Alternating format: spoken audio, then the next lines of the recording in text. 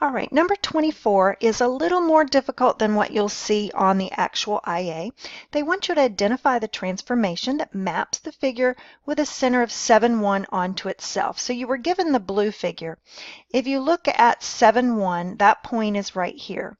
So if we rotate it 270 degrees clockwise, we're going to move it 3 times, right? 1, 2, 3, so that the figure will look something like what's in the yellow here.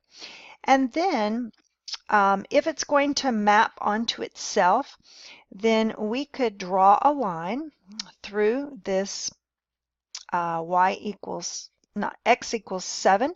X equals 7, remember if it's x equal, it's going to be a vertical line, and then that figure would map onto itself. So hopes this helps, and like I said, it's probably a little more, you probably won't have anything this difficult on the actual IA.